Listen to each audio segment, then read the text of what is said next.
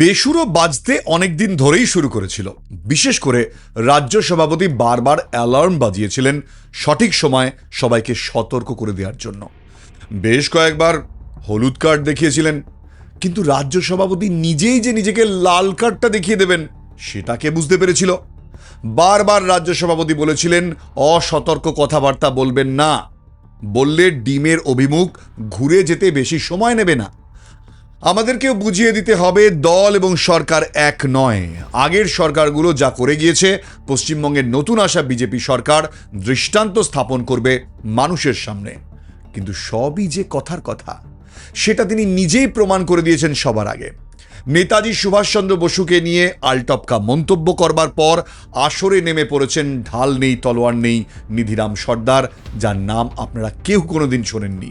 সেই স্বঘোষিত কোনো এক ভাগাড় না পগাড়ের মহারাজ অনন্ত মহারাজ। ব্যাস, তারপর আর যায় কোথায়? আসর রীতিমতন জমে উঠেছে। এদিকে বিজেপি কর্মী সমর্থক, তাদের অবস্থা সবচেয়ে করুণ। তারা রীতিমতো তৃণমূল কংগ্রেসের লোকজনের সাথে লড়াই করেছিল। তৃণমূলের অপশাসন, দুর্নীতির বিরুদ্ধে যে সময় মানুষ গলা তুলে কথা বলতে ভয় পাচ্ছিল, সেই সময় পাড়ায় পাড়ায় বিরোধী দল করে নিচু লেভেলে অনেক অপদস্থ হয়েছে তারা। এতদিন পর তারা বুঝতে পেরেছিল পরিবর্তন হলে সময় পাল্টাবে, কারণ তাদেরকে যে পাবলিক ডিলিংস সবচেয়ে বেশি করতে হয়। শীতাতপ নিয়ন্ত্রিত ঘরে বসে এসির হাওয়া খেতে খেতে মিডিয়ার সামনে বাইট দেওয়া, সে তো মহান নেতাদের কাজ। তাদের কি আর সেই সৌভাগ্য আছে? নতুন দল বিজেপি, তাই না আছে পার্টি অফিস, না আছে তাদের সেরকম কোনো কদর। এই সব কিছু না থাকলেও তাদের একটা জিনিস কিন্তু ভাগ্যে জুটেছে, সেটা হলো মানুষের সামনে জবাবদিহি করার অধিকার। অধিকার বলে বোধহয় একটু ভুলই করে ফেললাম, দায়ও বলতে পারেন এখন। তার কারণ, যে রাজ্য সভাপতি নিজেই সবাইকে সতর্ক করে দিয়ে এমন মন্তব্য করলেন, যার ফলে এখন কর্মীদের প্রাণান্তকর অবস্থা। এদিকে অন্যদিকেও কিন্তু অবস্থা খুব একটা ভালো নয়, সেটা বোঝাই যাচ্ছে। নিচু তলার বিজেপি কর্মীদের মধ্যে কেন ক্ষোভ বাড়ছে? আপনি খুব ভালো করে যদি আপনার আশেপাশে যারা বিজেপি কর্মী সমর্থক ছিলেন তাদের দেখেন, তারা ভোটের আগে লড়াই করেছেন রীতিমতো, বুথ আঁকড়ে থেকেছেন যাতে সন্ত্রাস না হয়। এবারও অনেক জায়গায় বুথ এজেন্ট দিতে পারেনি বিজেপি, তবুও আশা নিয়ে মানুষের কাছাকাছি গিয়েছেন, মানুষকে বুঝিয়েছেন। তাদেরকে কিন্তু জবাবদিহি করতে হচ্ছে। তাদের হতাশাটা সব থেকে বেশি। সত্যি, নিচু লেভেলের বিজেপি কর্মীরা তো আর কেউ নেতাজি বিরোধী নন, তারা নেতাজিকে সম্মান করেন। কিন্তু হঠাৎ করে দলীয় স্ট্যান্ড নেতাজিকে গালিগালাজ করার পর তাদেরকেও এখন মানুষের সামনে চুপ করে থাকতে হচ্ছে, হজম করতে হচ্ছে অপমান। এবার আপনি বলবেন, নেতাজিকে গালাগাল করা দলীয় স্ট্যান্ড, এটা কোথায় জানলেন? দেখুন, নেতাজিকে নিয়ে গালাগাল করা হচ্ছে, তারপরও যখন বিজেপির দলের পক্ষ থেকে কোনো ধরনের স্টেটমেন্ট নেই অফিসিয়ালি, তাহলে সেটাকে কি ধরে নেব? কথায় বলে মৌনতা হচ্ছে সম্মতির লক্ষণ। কি আমি ভুল বললাম? হতে পারি আমি ভুল, কিন্তু এরকম তো কথা ছিল না। পিছিয়ে যান না কয়েক মাস আগে, তখন তো তারাই তৃণমূলের গুন্ডা বাহিনীর সামনে বুক চিতিয়ে লড়াই করেছে। কি হবে ভবিষ্যৎ জানা নেই থাকলেও আশা ভরসা নিয়ে রুখে দাঁড়িয়েছে পাড়ায় পাড়ায়। আর আজকে তাদের কি অবস্থা? তারা আজকে কোথায়? এই যে সমস্ত কমিটিগুলো তৈরি হচ্ছে, বিভিন্ন জায়গায় বিভিন্ন প্রশাসনিক বৈঠক হচ্ছে, সেখানে সাধারণ মানুষের কথা কি সত্যিই উঠে আসছে?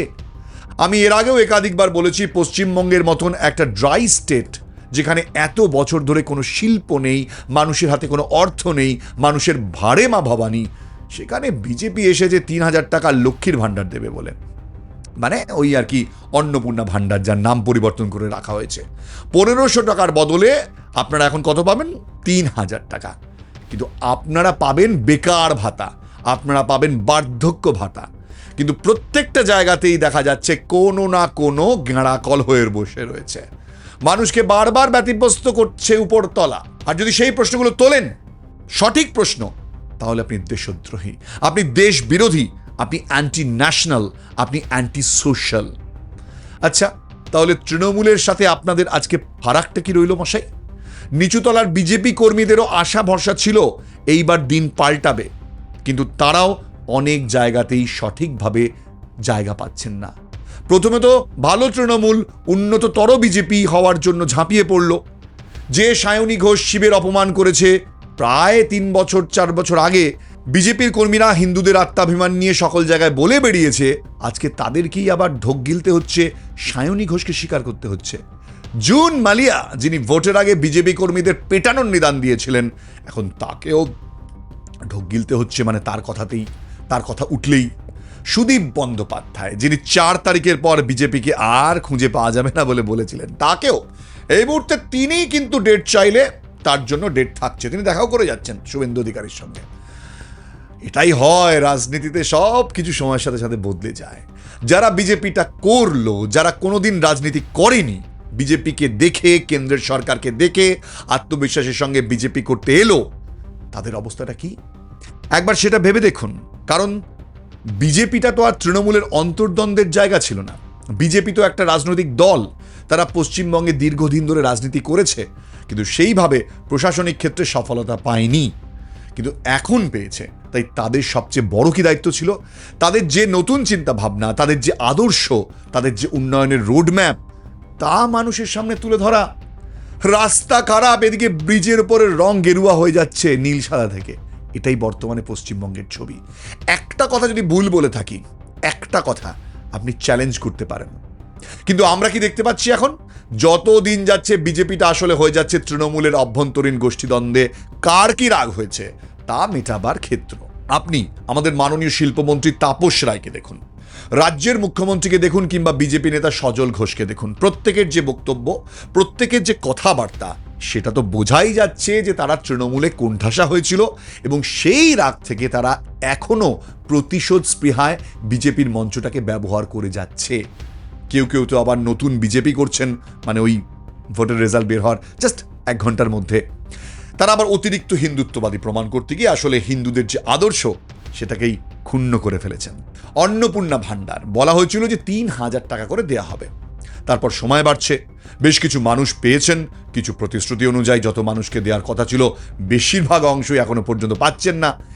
এই যে টাকাটা পাচ্ছেন না, তারা কিভাবে পাবেন তার কোনো সহজ সরল পথ নেই। দেখুন, গরিব মানুষের এই অন্নপূর্ণা ভাণ্ডার সব থেকে বেশি দরকার। এটা তৃণমূল এক সময় বলতো, বিজেপি তার বিরোধিতা করত, আজ বিজেপিও ভাতার রাজনীতি করে। কিন্তু আমার ব্যক্তিগত অভিজ্ঞতায় আমি দেখতে পাচ্ছি বেশিরভাগ মানুষই এই অন্নপূর্ণা ভাণ্ডারের টাকা পাননি বা পাচ্ছেন না। তার কারণ কি? তারা বুঝতেই পারছেন না কোন প্রসেসে কিভাবে তাদের নাম নথিভুক্ত হচ্ছে। আর তার মধ্যে আবার আরও গ্যারাকল রয়েছে। সরকার বলছে রেশন বন্ধ করে দেবে যার 15,000 টাকা আয়। আচ্ছা ভাবুন তো, 15,000 টাকা আয় আজকালকার যুগে কি? আজকালকার যুগে 15,000 টাকা কি হয়? 15,000 টাকায় যেখানে গ্যাসের দাম 1,000 টাকা ছাড়িয়ে যাচ্ছে, যেখানে সর্ষের তেল, চাল, ডালের দাম কোনোটাই 100 টাকার নিচে নয়, সেখানে মাসে 15,000 টাকা। আপনি কলকাতার রাস্তায় 500 টাকা নিয়ে যান, তারপর সেই টাকাটাকে ভাঙান, দেখুন কি নিয়ে বাড়ি ফেরেন। কয়েকবার বাসে চললে, আপ ডাউন করলে, অটোয় চললে আপনার 60 থেকে 70 টাকা এমনি বেরিয়ে যাবে। রাস্তায় কোনো কিছু খেতে গেলে অন্তত কম দামি খাবারও যদি খান, আজকাল 100 টাকার কমে মেলে না। সুতরাং যার পার ডেতে রাস্তায় বেরোলেই 3,000 টাকা করে খালি রাস্তাই খরচ আজকালকার মানুষের, সেখানে 15,000 টাকা আয় হলে আপনি রেশন পাবেন না। রেশন কার্ডটাকে অবসোলেট করে দেওয়ার চিন্তা ভাবনা করছে সরকার। এখন বিষয় হলো, এর কোনো ক্লিয়ার মেসেজ এখনো পর্যন্ত পাবলিকের কাছে নেই। কি করতে চাইছে, কেন করতে চাইছে, কিসের জন্য করতে চাইছে, তার হদিশ বিজেপির নিচুতলার কর্মীদের কাছেও নেই। আর তাই মানুষকে ফেস করতে পারছেন না তারা সমস্যায় পড়ছেন। আমি সমব্যথী তাদের জন্য, আমি তাদের প্রবলেমটা বুঝতে পারি। বহু জায়গায় এ নিয়ে ক্ষোভ বাড়ছে, এমনকি ফেসবুকেও দেখবেন বিজেপির বহু কর্মীরা লিখে চলেছেন, কিন্তু তাদেরকে পাত্তাই দিচ্ছে না সরকার। বিজেপি কর্মীদের অবস্থাটা এই মুহূর্তে সবচেয়ে করুণ, কারণ তাদেরকে বারবার মানুষের সামনে দাঁড়াতে হয়। তারা ভেবেছিল যে নিজেদের অঞ্চল, এমনকি পশ্চিমবঙ্গের অনেক জায়গাতেই তারা কাজের সুযোগ পাবে, বিজেপি কাজ করবে, সেগুলো তারা মানুষের সামনে তুলে ধরবে। আপনি বলবেন সময় এখন অনেক বাকি রয়েছে, এত তাড়াতাড়ি কেন কথা বলছেন? কিন্তু বিজেপির প্রবলেমটা হচ্ছে সেই এক কথা, তাড়াহুড়ো। একের পর এক তাড়াহুড়ো করে যে ডিসিশনগুলো নেওয়া হয়েছে, সেখানে দাঁড়িয়েই কিন্তু সমস্যা সবচেয়ে বেশি। এই মুহূর্তে যে কমিটিগুলো তৈরি করেছে বিজেপি, সেখানে কে হিন্দু, কতটা তার মাপকাঠি, কে কতটা নেতার ঘনিষ্ঠ, এইভাবে নির্ধারণ করা হয়েছে। তাই সাধারণ বিজেপি কর্মীদের সেখানে কোনো জায়গা নেই। আর একটা ঘটনা ঘটছে, তা হচ্ছে গোষ্ঠী কোন্দলের জায়গা ইতিমধ্যেই তৈরি হয়ে গিয়েছে। অনেক জায়গাতেই তারা ফ্যাল ফ্যাল করে চেয়ে দেখছেন তাদের চোখের সামনে দিয়ে কালকে যে তৃণমূল করত, আজকে সে কোনো এক নেতাকে ধরে ঢুকে পড়েছে। আবার এমন অনেক সাংবাদিককে দেখা যাচ্ছে যারা অকারণ অতিরিক্ত বিজেপি হওয়ার জন্য হঠাৎ করে সোশ্যাল মিডিয়ার গালিগালাজ শুরু করে দিয়েছে। এক সাংবাদিক তো আবার ভীষণভাবে বিজেপি হতে চেয়ে সোশ্যাল মিডিয়ায় বাংলার বরেণ্য সাহিত্যিকদের গালাগালি দিতে শুরু করলেন। জ্যোতিরিন্দ্রনাথ নন্দী তার মতন বাংলা সাহিত্য জগতের একজন বড় মাপের লেখক, তাকেও তিনি গালাগালি দিচ্ছেন। এখন এই সোশ্যাল মিডিয়ায় যারা কন্টেন্ট ক্রিয়েটার, মানে যারা কন্টেন্ট তৈরি করে, তাদেরকে অনেকেই বিজেপি আবার দালাল বলছে। কেন বলছে? বিজেপির থেকে টাকা পাওয়ার কথা আমাদেরকেই তো বলছে। আমরা যখন ভোটের আগে বিজেপির বিষয় নিয়ে কাজ করেছি, বিজেপির বহিরাগতদের দল প্রচারের বিরুদ্ধে বলেছি, বিজেপি ক্ষমতায় এলে মাছ খাওয়া বন্ধ করে দেবে তার বিরুদ্ধে বলেছি, শ্যামাপ্রসাদ মুখোপাধ্যায়কে অপমানজনক কথার বিরুদ্ধে বলেছি। আজকে তাদের অবস্থাটা একবার ভেবে দেখুন তো।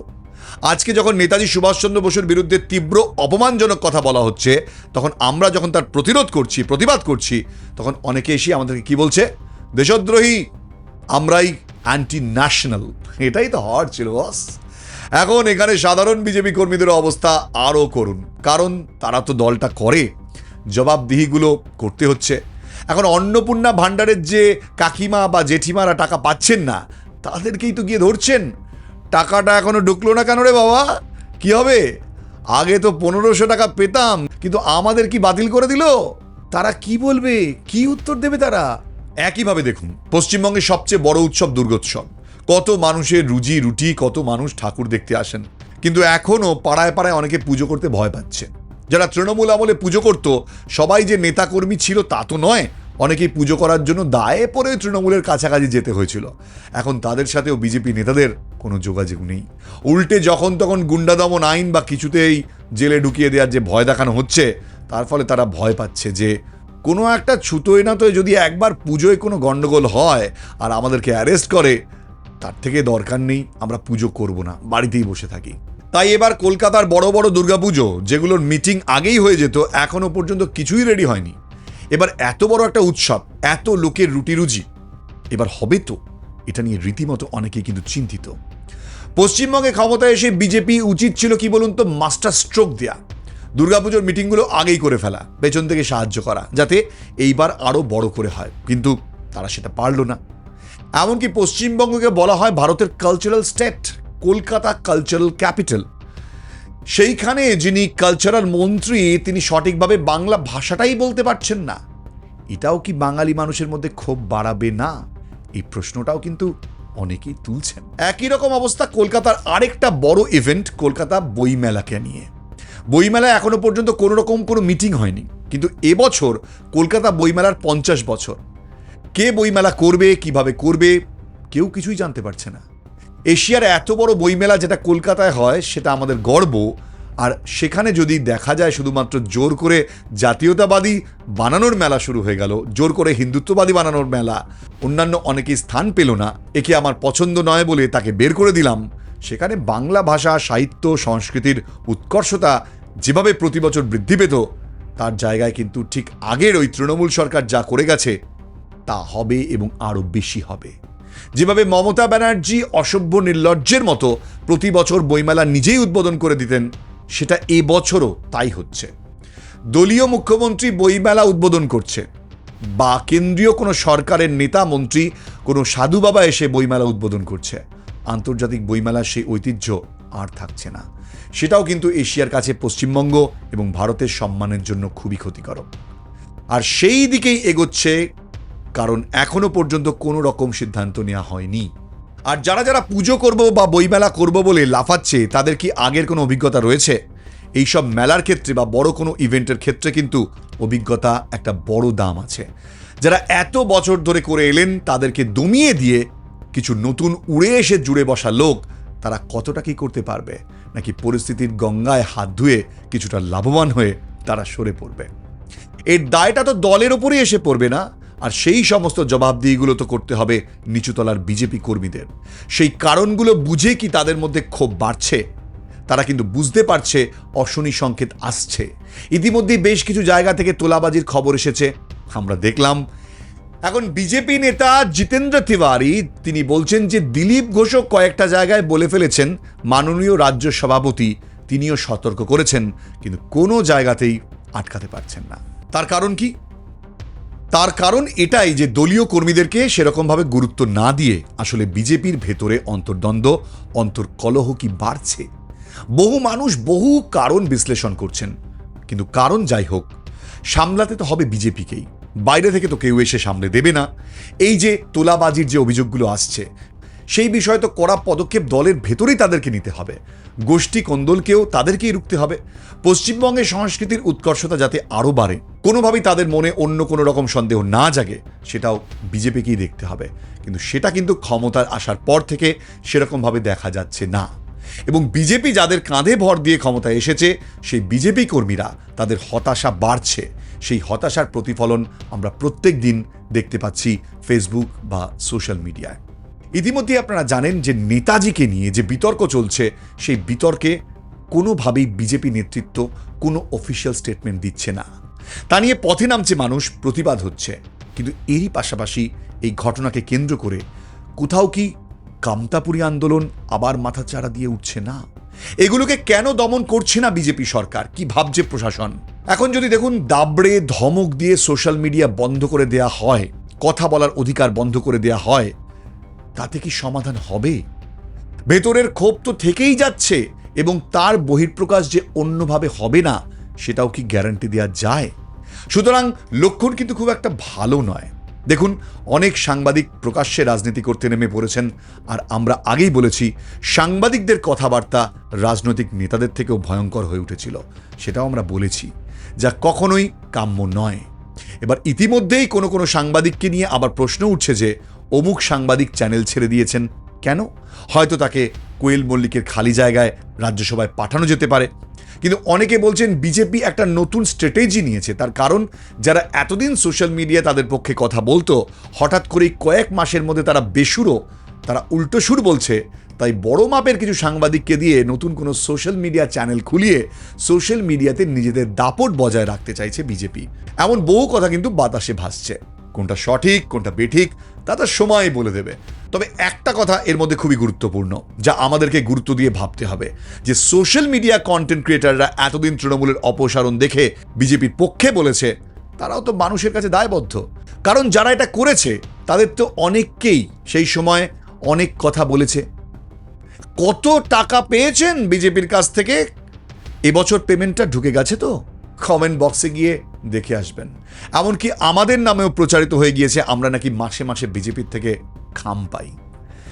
এবার যখন বিজেপি ক্ষমতায় এলো, এসেই যিনি সবাইকে সতর্ক করে দিচ্ছিলেন, বিজেপি কর্মীদেরকে সংযত থাকতে বলেছিলেন, তিনি নেতাজির চরম অপমান করলেন। তিনি তার দলকে গুন্ডা বলে দিলেন। তারপর অনন্ত মহারাজের কীর্তিকাণ্ড, তার চেলাদের কীর্তিকাণ্ড প্রতিবাদ করলাম। তারপর আস্তে আস্তে দেখছি আমাদের গায়ে অ্যান্টি ন্যাশনাল ট্যাগ লাগানো শুরু হয়ে গিয়েছে।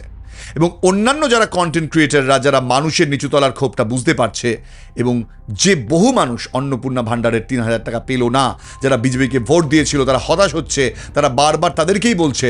কিংবা ধরুন রাস্তায় একটা সামান্য দোকান করে খাওয়া মানুষ, তাদের দোকান ভেঙে দিচ্ছে, তারা কি করবে না করবে তাদের কোনো হদিশ নেই। আগে এগুলোকে ভেবে নিয়ে তারপর কি করা উচিত ছিল না? একটা মানুষকে কাজ দেওয়ার পর তাদের কাজ নেওয়া উচিত ছিল না? বিজেপির এক নেতা তো তিনি বলেই দিয়েছেন, কে গরিব? এই হকারগুলো লাখ লাখ টাকা রয়েছে, সুতরাং এদেরকে উঠিয়ে দেওয়া যায়। আমি আগেও বলেছিলাম, হয়তো এমন লোকও রয়েছে যারা চাকরি করে, তাদের দোকান রয়েছে স্টেশনে, কিন্তু প্লাস এমন লোকও রয়েছে যাদের কিছুই সম্বল ছিল না, শুধুমাত্র এই দোকানটা ছাড়া।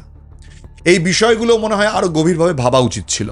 সমস্তই কিন্তু হচ্ছে ক্ষমতার জোরে, প্রশাসনের জোরে। ক্ষমতা আছে আপনার, প্রশাসন আছে হাতে, আপনি যখন তখন যে কাউকে যা কিছু করে দিতে পারেন। আপনি ভাবছেন ভয়ে সবাই চুপ থাকবে, এবার কিন্তু সোশ্যাল মিডিয়া কন্টেন্ট ক্রিয়েটাররাও বলছে। এবার দেখবেন আস্তে আস্তে তাদের বিরুদ্ধেও গালাগালি চড়ছে। এই যে পুরো বিষয়টা, এটা কিন্তু নিচু লেভেলের ক্ষোভ তৈরি করছে। এই যে ক্ষোভের জায়গাটা, বিজেপি নেতৃত্ব কতটা বুঝছে, কতটা উপলব্ধি করছে, নাকি তারা নিজেদেরকে নিয়েই ব্যস্ত, নিজেদের বিষয়গুলোকে নিয়ে তারা এতটাই ব্যস্ত যে তারা প্রথম ক্ষমতায় এসছেন, কেউ নেতা হয়েছেন, কেউ বিধায়ক হয়েছেন, এ নিয়ে তারা গদগদ রয়েছেন, বুঝতে পারছেন না আশেপাশে ভুলগুলো কি হচ্ছে। কিন্তু কর্মীদের একটু শোনার চেষ্টা করুন, তাদের দিকে একটু তাকানোর চেষ্টা করুন। তারাই কিন্তু আপনাদের সম্পদ। সাধারণ বাঙালি মধ্যবিত্ত নিম্নবিত্ত মানুষের প্রতিদিনের জীবন জীবিকাটা উপলব্ধি করার মানসিকতা কিন্তু তাদের নেই।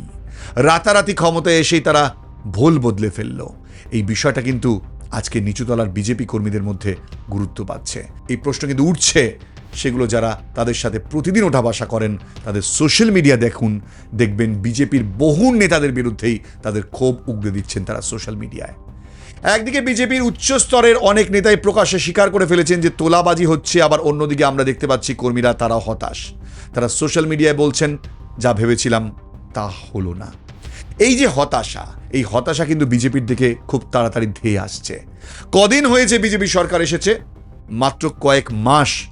সঠিকভাবে বসতেই তো চলে যায় এই কয়েকটা মাস, কিন্তু তার মধ্যেই এত হতাশা কেন তৈরি হলো? এই বিষয়টা বিজেপি কবে বুঝবে এবং কবে এই দিকগুলোর নজর দেবে, তার উপরে কিন্তু ভবিষ্যতের পশ্চিমবঙ্গের রাজনীতি কোন দিকে যাচ্ছে সেটা ভবিষ্যতে নির্ধারণ করবে। এই ভিডিও শেষে বলবো, হয়তো অনেক বিজেপি নেতাকর্মীর খারাপ লাগতে পারে, হয়তো আমাদের বিরুদ্ধে অ্যাকশনও নিতে পারেন তারা। তৃণমূল যা করেছে সেই চটি হয়তো আপনারাও পড়তে পারেন, কিন্তু আখেরে কি তৃণমূলের কোনো লাভ হয়েছে? তাই আপনারা কিন্তু ভাববেন যে কথাগুলো এখানে বলা হয়েছে এটা কোনো বিজেপির ভালোর জন্য বলা হয়নি, এটা বলা হয়েছে আমার রাজ্যের আগামীর ভালোর জন্য। সাধারণ মানুষ যাতে দুটো খেয়ে পড়ে ভালো থাকে, এখানে যেন ইন্ডাস্ট্রি আসে, চাকরি বাকরি হয়, মানুষ আগামী দিনে উন্নয়ন দেখতে চেয়েছে, নীল সাদা বদলে গেরুয়া দেখতে চায়নি। এটা কি আপনারা বুঝতে পারছেন না? যাই হোক, আপনারা হয়তো আমাদের থেকে বেশি বোঝেন তাই বুঝতে পারছেন না, সময় আসবে সেদিন হয়তো আপনারা বুঝতে পারবেন। আমরা চোখ খোলার চেষ্টা করি, কারণ আমরা দূর থেকে দেখি, তাই তো। তাই এই ভিডিও যদি আপনারা মনে করেন প্রচুর মানুষের সঙ্গে শেয়ার করবেন, কারণ আপনার মনের কথা আমি বলেছি এবং এই সরকারকে সেটা বোঝা উচিত, এই বিজেপি দলটাকে পশ্চিমবঙ্গে বোঝা উচিত। তাহলে আপনারা ভিডিওটাকে প্রচুর হোয়াটসঅ্যাপে শেয়ার করুন, আর আমার হোয়াটসঅ্যাপ গ্রুপ জয়েন করুন আজকেই। ডেসক্রিপশনে চলে যান, লিঙ্ক রয়েছে, গ্রুপের জয়েন করে নিন, যা ভিডিও দেবো সঙ্গে সঙ্গে পেয়ে যাবেন। চ্যানেলটিকে ভালো লাগলে কি করবেন, এক্ষুনি সাবস্ক্রাইব করে দিয়ে চলে যান, আপনার একটা পয়সা লাগবে না, কিন্তু আমি অনেক দূর অবধি হয়তো আপনাদের হাত ধরে যেতে পারি, আরও ভালো ভালো কিছু ভিডিও নিয়ে আসছি। কথা দিচ্ছি, প্রতিশ্রুতি দিচ্ছি, এভাবেই সত্যের পথে থাকবো। দেখা হচ্ছে তাহলে আবার একটা নতুন ভিডিওতে, এখানে শেষ করছি। জয় হিন্দ।